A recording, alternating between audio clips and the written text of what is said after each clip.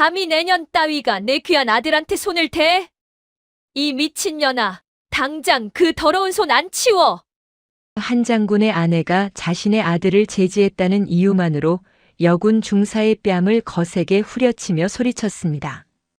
그녀에게 남편의 계급은 곧 법이었고 군부대 안에서 자신의 아들은 그 어떤 규율보다 위에 있는 왕이었습니다.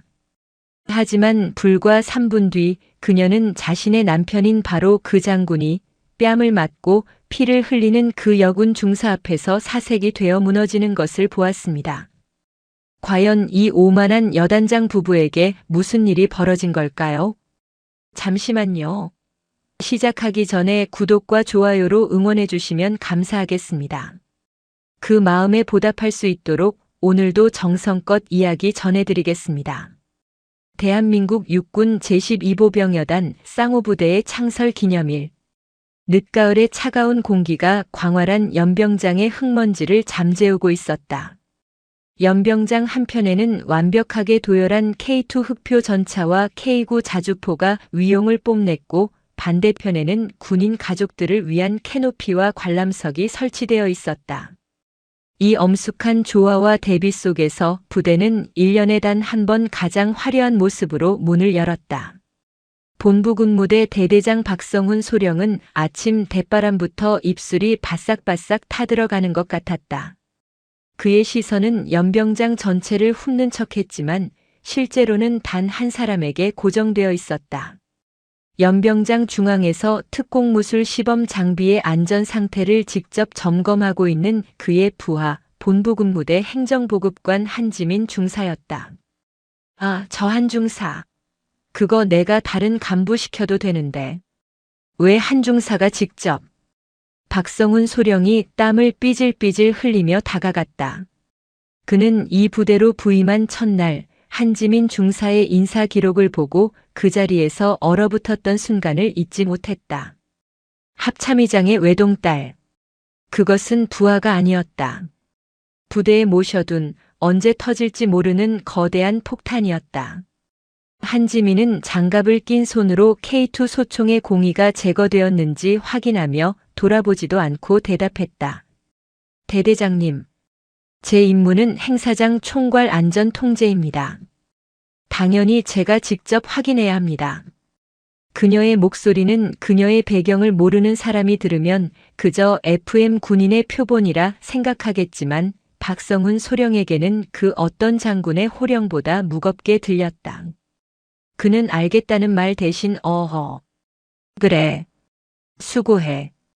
필요한 거 있으면 언제든 말하고. 라며 비굴할 정도로 친절하게 물러섰다. 오전 9시. 여단장 김진철 준장이 관용차에서 내렸다. 그는 다음 달 소장 진급 심사를 앞두고 있어 그 어느 때보다 날카롭고 위험 있는 모습을 유지하려 애쓰고 있었다. 하지만 그의 시선 역시 연병장에 도착하자마자 한지민 중사를 향했다. 그리고 그는 박성훈 소령이 한지민에게 쩔쩔매는 모습을 보고 깊은 한숨을 내쉬었다. 제발 오늘 하루만 무사히. 김진철 준장 역시 알고 있었다. 저 독사 같은 한 중사가 누구의 딸인지. 그는 그녀가 이 부대로 전입 온다는 소식을 듣고 육군 본부 인사참모부에 전화를 걸어 이건 무슨 의도냐고 따져 물을 뻔했다. 자신을 시험하는 것인가 아니면 자신에게 힘을 실어주려는 것인가. 하지만 답은 없었다. 그녀는 그저 묵묵히 그리고 완벽하게 자신의 임무만을 수행하고 있었다. 여보, 당신은 먼저 와서 뭐 했어요?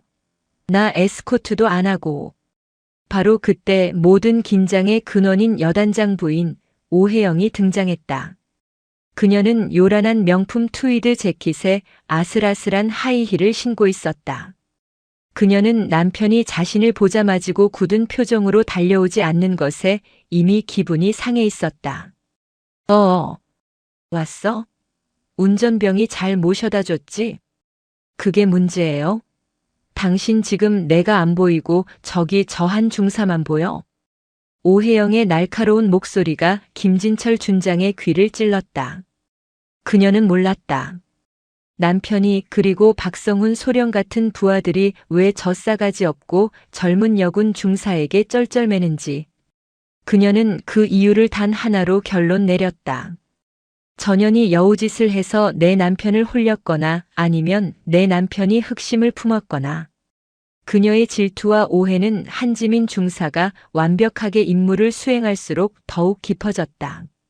그녀는 한지민이 남편 앞에서 자신의 능력을 과시하여 꼬리를 치고 있다고 확신했다. 어머, 저 곰 같은 박소령 좀 봐. 저 중사 앞에서는 아주 살살 녹네. 꼴불견이야. 오혜영이 경멸적으로 뇌까렸다. 그리고 그녀의 손을 뿌리친 아들 김민준이 연병장으로 뛰쳐나갔다. 김진철 준장의 악몽이 그렇게 서막을 올리고 있었다. 기념식은 순조롭게 시작되는 듯 했다. 군악대의 웅장한 연주가 울려 퍼지고 김진철 준장이 연단에 올라 자랑스러운 부대의 역사를 쩌렁쩌렁한 목소리로 읊기 시작했다. 그는 준비한 원고를 읽어내려가면서도 눈으로는 객석에 앉은 아내와 아들을 그리고 연병장 부석에 선 한지민 중사를 번갈아 힐끔거렸다. 그의 등은 식은 땀으로 축축이 젖어들고 있었다. 아니나 다를까 오혜영은 남편의 연설 따위에는 관심도 없었다. 그녀는 다른 대대장 부인들을 모아놓고 글쎄 어제 백화점에 갔는데라며 수다를 떠느라 아들 김민준이 휴대전화를 내팽개치고 사라진 것조차 몰랐다. 김민준의 첫 번째 목표는 음향 통제 부스였다. 지지직, 삐익. 연병장 전체의 스피커가 고막을 찢을 듯한 하울링을 토해냈다. 김진철 준장의 연설이 끔찍한 소음 속에 묻혀버렸다. 장병들의 대열이 움찔했고 내빈들은 비명을 지르며 귀를 막았다. 뭐야? 김진철 준장은 연설을 멈추고 불같이 경로한 눈으로 음향 부스를 쏘아보았다. 통신대대장은 사색이 되어 달려갔고 믹서 앞에서 신나게 버튼을 누르고 있는 여단장의 아드님을 발견하고는 그 자리에 얼어붙었다. 그는 아이를 만지지도 꾸짖지도 못했다. 바로 그때 한지민 중사가 달려와 아이의 뒷덜미를 잡아채듯 들어올려 부스에서 끌어냈다. 학생, 당장 나와. 이게 무슨 짓이야? 그 순간 박성훈 소령이 그 광경을 보고 공포에 질려 달려왔다. 그는 오혜영을 막아서려 한 것이 아니었다. 그는 한지민을 말리러 달려왔다. 한중사. 아니, 내가 할게. 학생 이리 줘. 오혜영은 이 모든 광경을 똑똑히 목격했다. 한지민이 자기 아들을 거칠게 끌어낸 것, 그리고 자신의 부하인 박소령이 자신이 아닌 한중사를 먼저 챙기며 쩔쩔매는 모습을. 어머, 제가 지금 내 아들한테 손 뗀 거야? 오혜영이 달려왔다. 박성훈 소령이 그녀를 막아서며 어색하게 웃었다. 사모님, 진정하시고 아이가 호기심이 많아서. 비켜요, 박소령. 오혜영은 박성훈을 밀치고 한지민 앞에 섰다. 한중사, 지금 내 아들한테 소리 지른 거야? 그리고 저 박소령은 왜 당신한테 쩔쩔매? 당신들 무슨 관계야? 이것은 사과를 요구하는 것이 아니었다. 명백한 질투와 적의가 담긴 신문이었다. 한지민은 차갑게 대답했다. 사모님, 아이가 고가의 군 장비를 파손할 뻔했습니다. 그리고 제 임무는 그것을 막는 것이었습니다. 대대장님과는 아무 관계 없습니다. 뭐? 관계가 없어? 관계가 없는데 내 남편 부하가 당신 앞에서 벌벌 기어? 그리고 당신은 지금 나한테 사과도 안 해? 김진철 준장이 연단에서 이쪽을 향해 여보, 제발, 이라고 외치는 소리가 들렸다. 그 소리는 오혜영의 분노에 기름을 부었다. 이제는 내 남편까지 당신을 감싸? 당신 도대체 정체가 뭐야? 여단장을 홀린 여우야? 한지민의 눈이 가늘어졌다. 사모님, 지금 하신 말씀 명백한 모욕입니다. 모욕? 웃기네. 두고 봐. 내가 오늘 저녁에 당신 남편한테 당신이 어떤 년인지 똑똑히 물어볼 테니까. 오혜영은 아들의 손을 거칠게 잡아 끌고 돌아섰다. 박성훈 소령은 그 자리에 주저앉을 뻔했다. 한 중사 제발 그냥 피해 있어 응? 한지민은 땀에 젖은 상관을 경멸하듯 바라보고는 흙먼지를 털고 자신의 위치로 돌아갔다. 김진철 준장은 연설을 어떻게 마쳤는지 기억도 나지 않았다. 최악의 시나리오는 언제나 가장 요란하게 찾아온다. 행사의 하이라이트인 특공무술 시범이 시작되려던 참이었다. 격파 시범을 위해 대기 중이던 병사들 옆 거치대에는 공포탄이 장전된 K2 소총들이 놓여 있었다. 어머니의 멸시와 꾸지람에서 다시 탈출한 김민준이 이번에는 그 총을 향해 전력으로 질주했다. 총이다. 진짜 총. 시범조의 조교인 이 병장이 아이를 발견하고 경악하며 소리쳤다. 위험해. 학생 멈춰. 거긴 들어오면 안 됩니다. 하지만 병사들은 그 누구도 여단장의 아들에게 감히 물리력을 행사하지 못했다. 아이는 조교를 비웃듯 지나쳐 가장 가까이 있던 K2 소총의 총열을 움켜쥐었다. 그리고 아까 본부석에서 본 군인들처럼 방아쇠 울 안으로 작은 손가락을 집어넣으려 했다. 안 돼. 이 병장이 소리쳤지만 아이는 이미 총을 거치대에서 억지로 잡아당기고 있었다. 총구가 아슬아슬하게 아이의 얼굴과 주변 병사들을 향해 흔들렸다. 바로 그 순간이었다.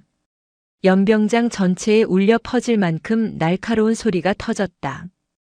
짝! 하지만 그 소리는 총성이 아니었다.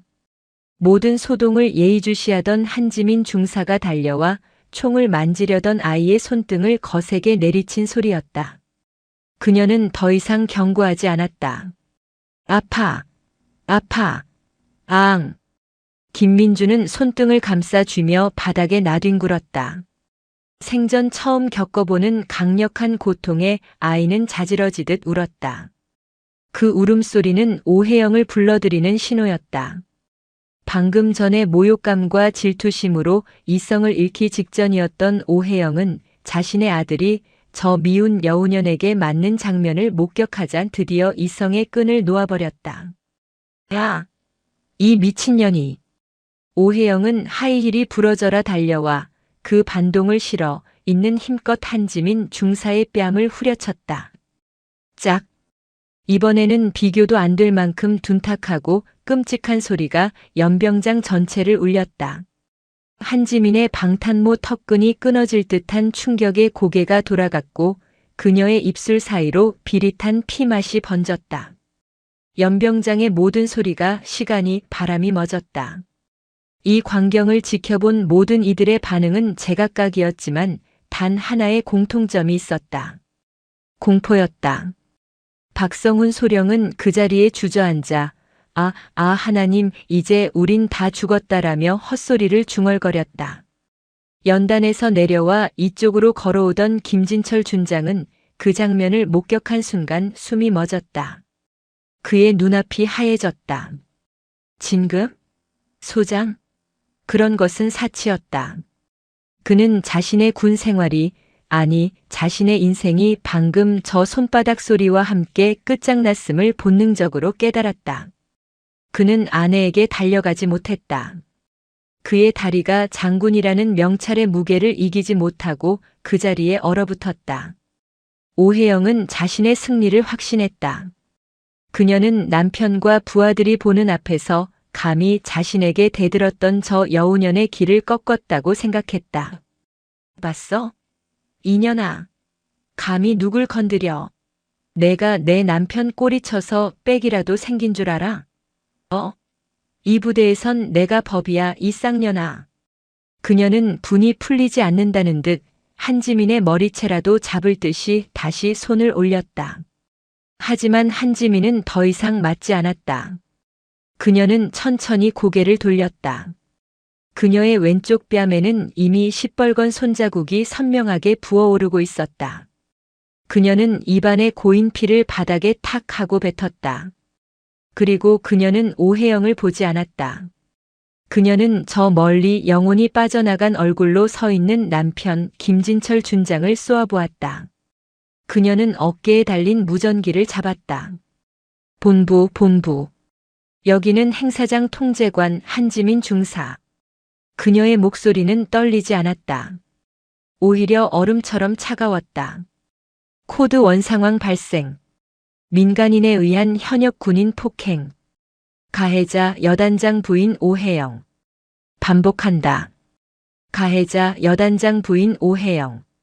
그녀는 무전기의 송신 버튼을 놓지 않았다.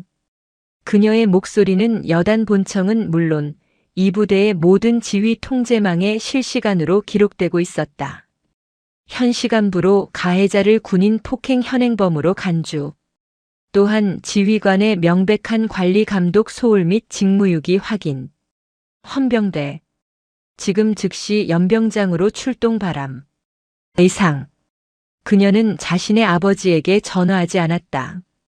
그녀는 오직 이 조직의 시스템을 통해 가장 차갑고 공식적인 방식으로 선전포고를 날렸다. 김진철 준장은 그제야 다리가 풀려 그 자리에 털썩 주저앉았다.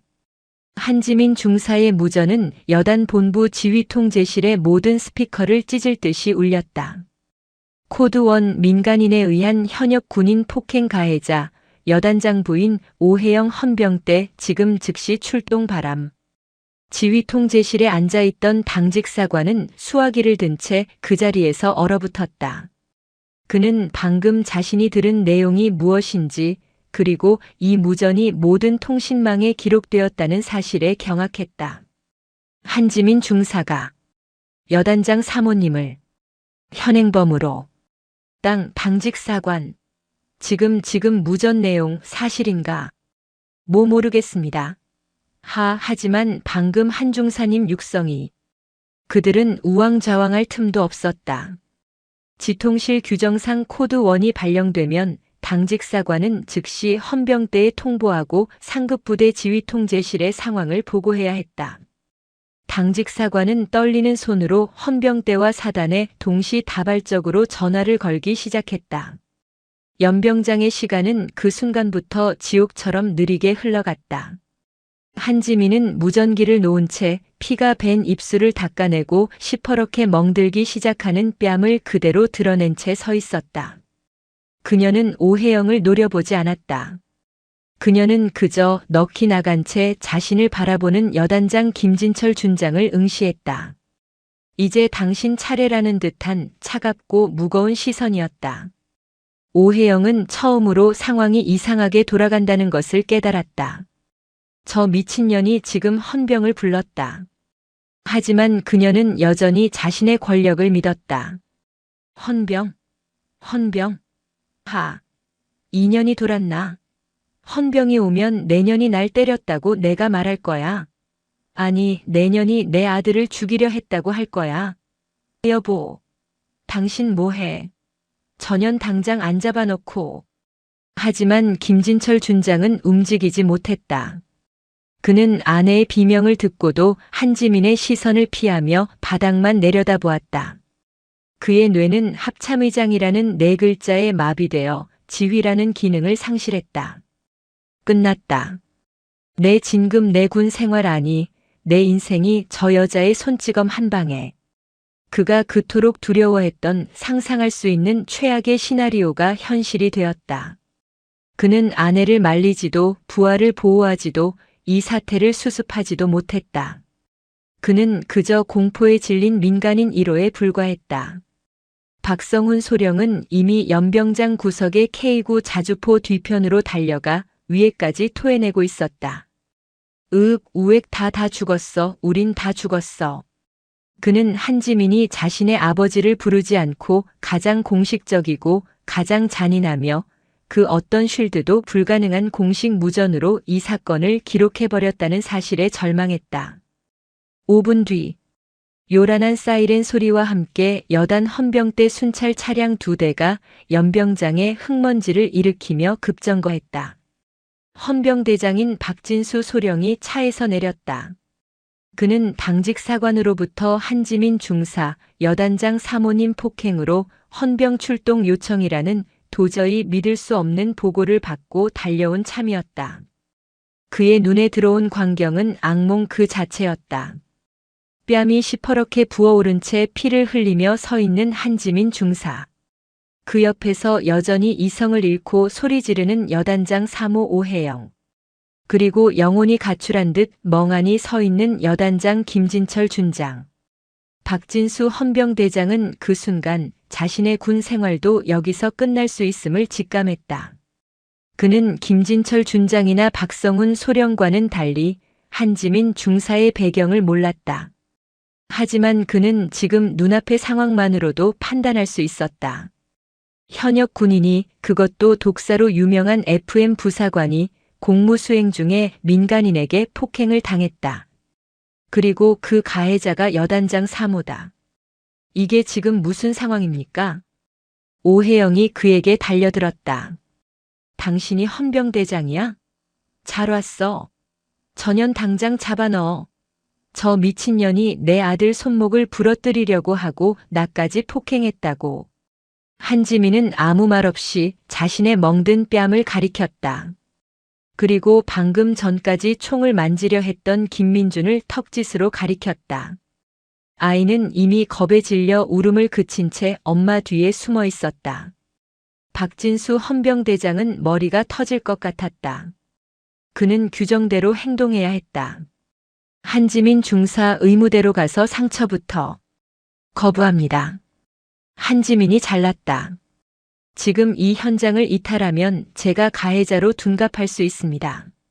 저는 헌병의 공식적인 사진 채증과 진술서 작성이 완료되기 전까지 이 자리에서 한 발자국도 움직이지 않겠습니다. 사모님, 죄송하지만 폭행 혐의로. 뭐? 내까짓 게 감히 날. 여보, 당신 저 새끼 안 잘라? 박진수 헌병대장은 김진철 준장을 바라보았다. 지휘관의 조치가 필요했다. 하지만 김 준장은 여전히 아무 말도 하지 못했다. 그저 박소령 잘 처리하게 라는 말만 더듬거렸다.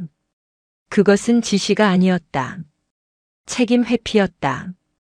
헌병대장은 깨달았다. 여단장이 이 사태를 수습할 의지도 능력도 없다는 것을.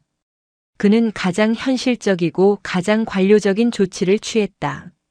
알겠습니다. 현 시간부로 본 사건 현장을 보존합니다. 가해자와 피해자는 즉시 분리 조치합니다. 김진철 여단장님은 본 사건의 이해관계자로 간주 본 수사에서 일체 배제합니다. 그리고 그는 자신의 부하가 아닌 상급 부대인 군단 헌병대의 직통으로 전화를 걸었다. 충성. 12여단 헌병대장입니다. 코드 1 상황 보고. 여단 창설 기념일 행사 중 민간인에 의한 현역 군인 폭행 사건 발생. 피해자 뺨 부상 및 출혈. 가해자 현장 소란 중. 여단장 지휘 불능 상태로 판단됨. 상급 부대의 즉각적인 개입 및 수사 이첩을 요청합니다. 그의 이 보고는 김진철 준장에게 내려진 1차 사망 선고였다. 사건 발생 다음 날, 즉 D1일, 제12보병여단은 마치 태풍이 휩쓸고 간 다음 날 아침처럼 기괴한 고요함에 휩싸여 있었다. 어제 행사는 헌병대의 출동과 동시에 중단되었고 모든 민간인 방문객은 강제 퇴장 조치되었다. 오해영은 헌병대에 의해 관사로 강제 격리되었고 한지민 중사는 헌병대장의 지시로 여단 의무대에 입원하여 상해 진단서를 발급받았다. 진단명, 안면부 타박상 및 고막 손상 의증. 전치 3주였다. 그리고 그날 아침 여단에는 상급 부대인 제5군단 사령부의 감찰참모와 헌병대 수사과장이 직접 들이닥쳤다. 군단장은 새벽에 이 보고를 받고 김진철 준장에게 전화를 걸어 딱 한마디를 했다고 전해진다. 자네 미쳤나? 아니면 내 군 생활을 끝장내려고 작정했나? 내 관할에서 의장님 따님을 자네 마누라가 그랬다. 군단장은 당연히 자신의 관할 구역 내 특수관리 인원인 한지민 중사의 존재를 알고 있었다. 그는 김진철 준장에게 그녀가 부임할 때 내 임기 중에 저 중사 머리카락 하나라도 다치면 너와 나는 같이 군복 벗는다고 신신당부를 했었다. 그런데 그 머리카락이 아니라 뺨이 터지고 고막이 손상될 뻔한 것이다. 군단 감찰팀의 조사는 여단 헌병대의 조사와는 차원이 달랐다. 그들은 여단장 집무실의 문을 예고 없이 열고 들어갔다. 김진철 준장은 밤새 뜬 눈으로 지새워 잿빛이 된 얼굴로 그들을 맞았다. 김 준장. 어제부로 여단 지휘권은 참모장에게 이양된 것으로 아는데 왜 아직 집무실에 있나? 군단 감찰 참모의 싸늘한 목소리에 김 준장은 아무 대답도 하지 못했다. 어제 행사 촬영 원본, CCTV 파일, 당직 근무 일지, 그리고 한지민 중사 무전 기록까지 전부 제출하게. 아니, 우리가 가져가지. 그리고 김 준장은 지금부터 군단 사령부로 이동해 주셔야겠네. 군단장님께서 자네를 직접 뵙고 싶어 하시거든. 그것은 지옥으로의 소환이었다. 같은 시각 군단 헌병대 수사과장은 의무실에 입원해 있는 한지민 중사를 찾아갔다. 그는 누구처럼 의자를 빼주지는 않았지만 극도로 정중하고 사무적인 태도를 유지했다. 한 중사, 몸은 좀 괜찮나? 군단 헌병대에서 공식 진술을 받으러 왔네. 한지민은 붕대를 감은 뺨으로 어제와 똑같이 꼿꼿한 자세로 앉아 있었다. 그녀는 자신의 수첩을 꺼내 들었다. 어제 진술한 내용과 동일합니다. 추가로 가해자 오혜영 씨가 이전부터 저에게 보였던 비정상적인 적대감에 대해 진술하고자 합니다. 비정상적인 적대감? 네. 오혜영 씨는 제가 여단장님과 부적절한 관계라고 오해하고 있었으며 어제 폭행 이전에도 여우년 남편 꼬리 친다는 식의 모욕적인 언사를 수차례 가한 바 있습니다. 어제의 폭행은 단순한 우발적 사고가 아닌 그릇된 질투심에 기반한 고의적이고 악의적인 폭력이었습니다. 수사과장의 눈이 빛났다. 이것은 사건의 본질을 완전히 바꾸는 진술이었다. 단순 폭행이 아닌 동기가 명확한 악의적 범죄. 그리고 그 동기가 여단장의 부적절한 처신에 대한 오해라면 이것은 김진철 준장의 품위 유지 문제까지 직결되는 것이었다. 알겠네. 한 중사의 진술, 빠짐없이 기록하지. 군단 조사팀은 단 하루 만에 모든 조사를 마쳤다. 그들의 보고서는 그날 오후 육군본부로 즉각 보고되었다. 사건 발생 뒤 2일, 계룡대 육군본부. 육군참모총장 이철우 대장은 자신의 집무실에서 군단장이 올린 보고서를 읽으며 마른 세수를 했다. 그릇된 질투심에 기반한 고의적 폭력, 지휘관의 현장 지휘 포기 및 책임 회피. 이건 변명의 여지가 없었다. 육군 전체의 기강 문제이자 합참의장에 대한 정면 도전으로 비칠 수 있는 최악의 사태였다. 그는 더 이상 이 일을 군단선에서 덮을 수 없다고 판단했다. 그는 떨리는 손으로 용산의 합참의장실 직통 전화를 걸었다. 충성. 육군 참모총장 대장 이철우입니다. 의장님. 이 총장. 무슨 일인가? 수화기 너머의 목소리는 평소와 다름없이 고요했지만 이철우 대장은 그 고요함 속에서 태풍의 눈을 보았다. 의장님 면목이 없습니다. 어제 12여단에서 한지민 중사 관련하여 불미스러운 일이 있었습니다.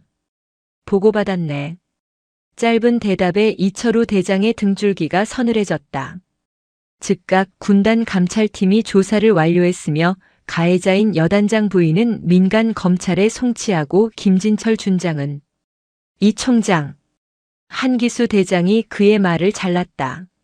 나는 내 딸이 군인으로서 군법에 따라 보호받기를 원했네. 하지만 자네의 육군은 그것에 실패했어. 죽을 죄를 지었습니다, 의장님. 죽을 죄는 김진철 준장이 지은 것이지. 나는 이 총장에게 책임을 묻는 것이 아니야. 다만 이 사태를 바로잡는 과정 또한 규정대로 처리되길 바랄 뿐일세. 고요한 목소리가 이어졌다.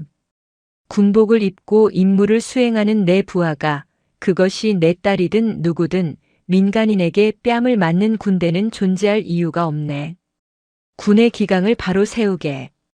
그게 내가 자네에게 바라는 전부일세. 딸깍. 전화가 끊겼다. 이철우 대장은 수화기를 내려놓고 10초간 숨을 몰아쉬었다.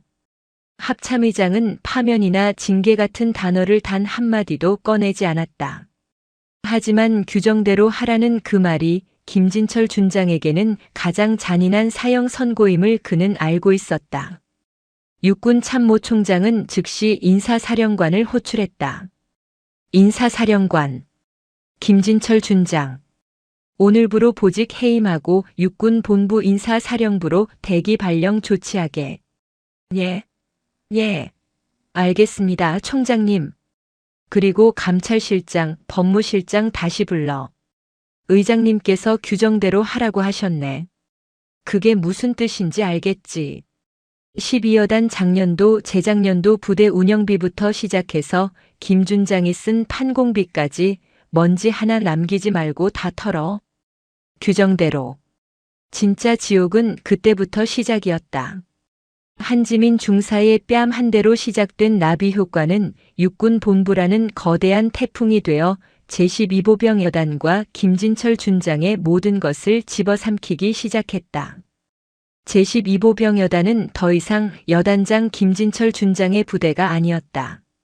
그의 모든 지휘권은 정지되었고 여단 참모장이 직무를 대리하게 되었지만 실질적인 권한은 상급부대에서 내려온 이들에게 넘어가 있었다. 군단 헌병대와 감찰팀의 1차 조사가 끝난 다음 날 김진철 준장이 두려워했던 진짜 지옥의 문이 열렸다. 육군 참모총장의 규정대로 하라는 명령은 김진철의 모든 것을 털어내라는 암호였다. 육군 본부 감사실 소속의 회계 전문 군무원들과 베테랑 감사 장교들로 구성된 특별감사팀이 12여단에 도착했다. 그들은 헌병대처럼 요란하게 움직이지 않았다. 그들은 여단 본청의 가장 큰 회계 사무실을 통째로 압수하듯 넘겨받아 그곳을 야전 지휘소로 삼았다. 그들의 목표는 폭행 사건 자체가 아니었다. 그들의 목표는 김진철 준장이 이 부대에 부임한 첫날부터 오늘까지 사용한 돈과 권력의 모든 흔적이었다. 감사팀장인 배철호 대령은 군 내에서도 저승사자로 불리는 인물이었다. 그는 김진철 준장과 육사 동기였지만 사적인 감정 따위는 0.1g도 없는 냉혈한이었다. 그는 참모총장에게 직접 보고하는 이 임무의 무게를 정확히 알고 있었다.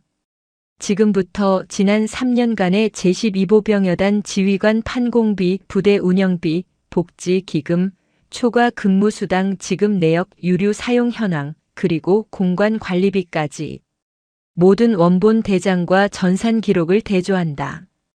단 10원의 오차도 용납하지 않는다. 감사는 소리 없이 그러나 집요하게 진행되었다. 첫 번째로 터진 것은 관용차 사적 유용이었다.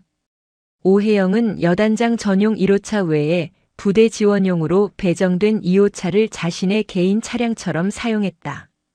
운전병의 근무 일지에는 사단 사령부 업무 협조, 인근 부대 지휘 방문이라고 적혀 있었지만 감사팀이 확보한 해당 차량의 하이패스 기록과 유류 결제 카드 내역은 전혀 다른 곳을 가리키고 있었다. 보고합니다. 10월 12일 14시 근무 일지상 목적지는 5군단 사령부. 실제 하이패스 기록 서울 강남 청담동 명품관 인근 주차장 결제 내역 확인되었습니다. 당일 유류비 약 15만 원. 복귀 시간 23시. 10월 17일 목적지 춘천복지회관.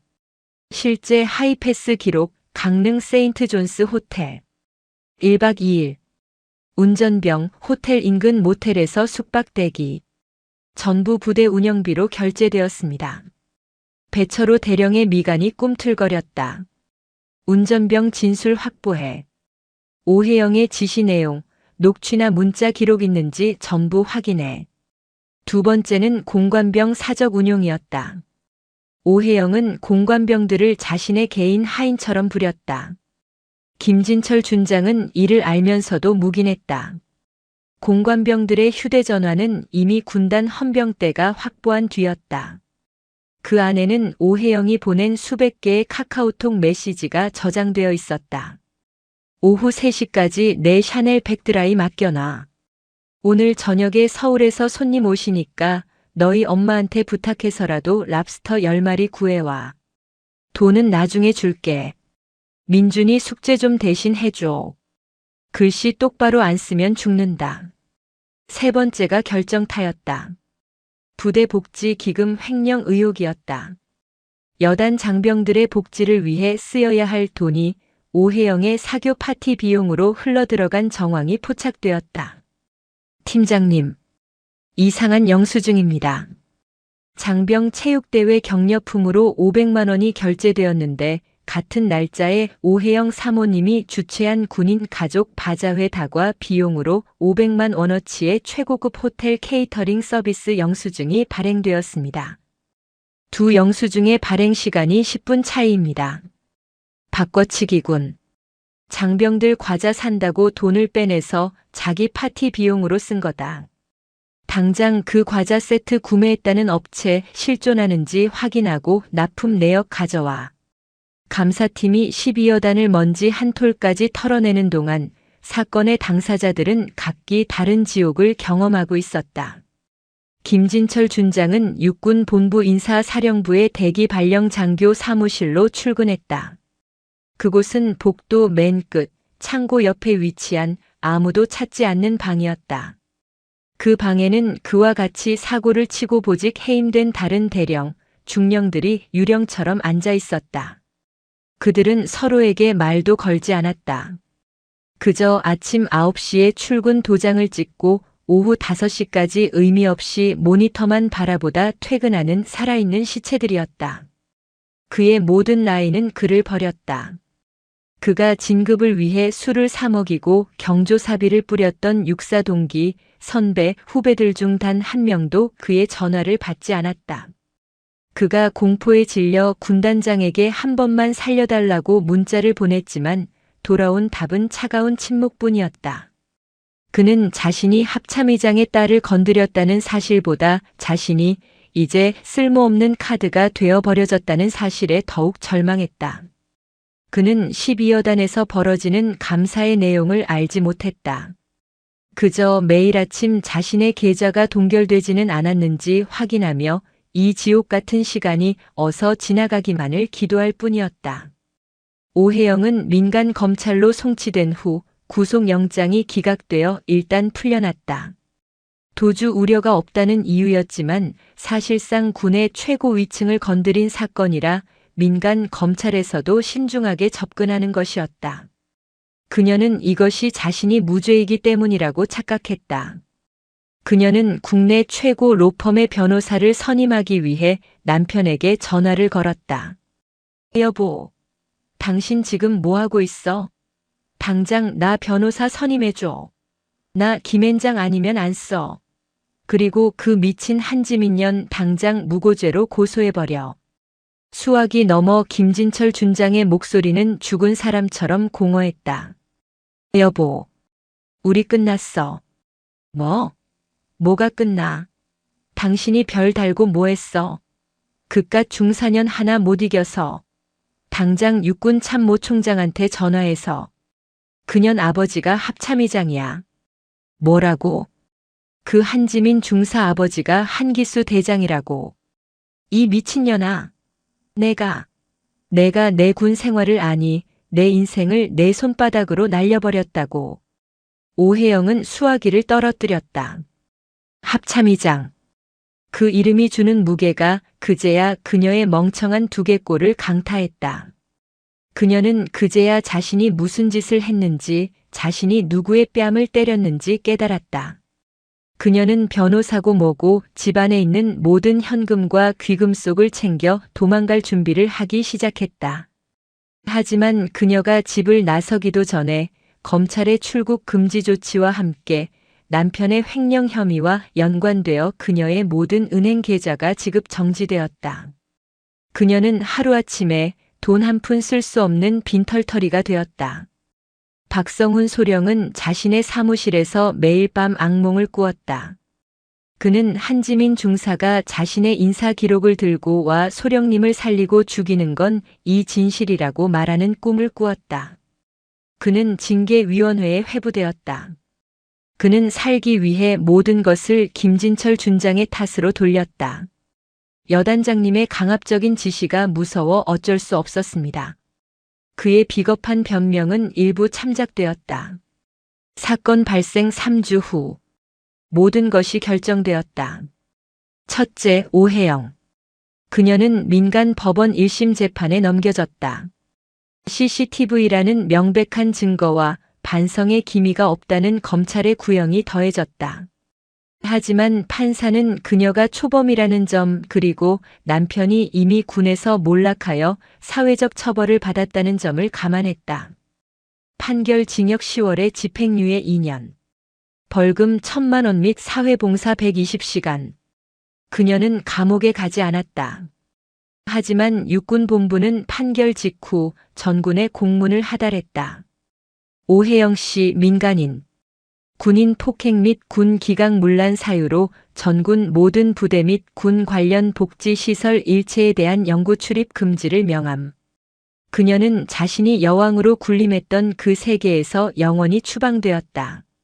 둘째, 박성훈 소령. 그는 지휘 부적절 및 상관의 부당한 명령 묵인 혐의로 견책 징계를 받았다. 군복을 벗지는 않았다. 하지만 그 견책이라는 주홍글씨는 그의 인사 기록에 영원히 남아 다음 해 중령 진급 심사에서 그의 이름을 가장 먼저 탈락시켰다. 그는 자신의 군 생활이 끝났음을 깨닫고 다음 해에 스스로 전역 지원서를 냈다. 셋째, 김진철 준장. 그에 대한 징계위원회는 가장 잔혹했다. 폭행 방조 혐의는 오히려 가벼웠다. 감사팀이 밝혀낸 부대 복지 기금 횡령, 관용차 사적 유용, 직권 남용 등 수십 개의 비위 사실이 그의 목을 졸랐다. 징계위원회는 파면을 고려했으나 군의 명예를 생각해 마지막 자비를 베푸는 척했다. 징계 강등. 이것은 군인에게는 죽음보다 더한 모욕이었다. 그는 별을 떼고 다시 무궁화 3개짜리 대령 계급장을 달아야 했다. 하지만 그는 전역할 수도 없었다. 군은 그를 대령 계급으로 육군 내 최악의 한직인 육군 인쇄창 관리과장으로 발령 내버렸다. 그는 남은 군 생활 2년 동안 매일 아침 대령 계급장을 달고 출근하여 아무도 찾지 않는 사무실에서 종이 재고나 세며 보내야 했다.